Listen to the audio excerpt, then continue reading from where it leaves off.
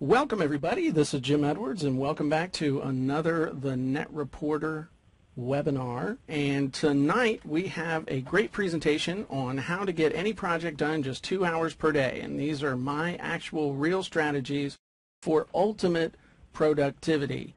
And I just want to let y'all know that we have lots to cover and you will probably want to watch this a couple times. If you've ever wondered how I'm able to get so much done, this is a scary peek inside Jim's brain to see how I think and what I do. So with no further ado, let's dive right in. Here's what we're going to cover today. We're going to cover 2 paths for getting any project done, how I get it all done even when my time is crunched, how to prioritize which projects to work on first, 2 types of planning, that is strategic versus action planning, the fast action matrix, deadlines versus goals. This is one where I think I'm going to stir up a few or ruffle a few feathers, but as you know, I don't care. I'm going to give you a tale of 2 builders, and we're going to do live Q&A about this session's topics. And of course, the ubiquitous much, much more. Let's take a look at the big picture of getting it all done, or actually getting any project done. And this is more like the satellite view. This is the view of really any project has to go through these steps that I'm going to show you right here. So, I mean, anybody who successfully basically does anything, especially a project, is going to have to do it this way to some degree. And so the first thing you got to do is know what you want to get done. You got to have some sort of a goal. And it helps to be able to write that down and put it above your computer monitor so you know you can always take a peek back at that and say, okay, this is what I'm supposed to be working on right now. This is the umbrella. Next thing you got to know is why you're doing it.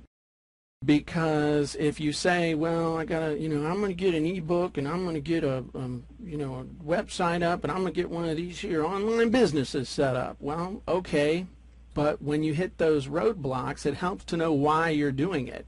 And one of the more powerful whys that I've ever had has been that I needed to feed my family, and I sure as hell didn't want to go down and get a job at Lowe's. Now, there's nothing wrong with working at Lowe's, but old Jimbo does not do too well with manual labor. So, one of the most powerful ones I did was, I got to pay the bills, and I got to save the money, and I got to make it happen. Then what you do is you need to plan out what needs to get done, and this is real simple. This is a list. Now, this is not your final list, but you need to plan out what needs to get done, and you think in terms of action items, meaning what needs to get done, materials needed, i.e. What you're going to need to get it done. If you're building a fence, you're either going to need barbed wire, you're going to need wood.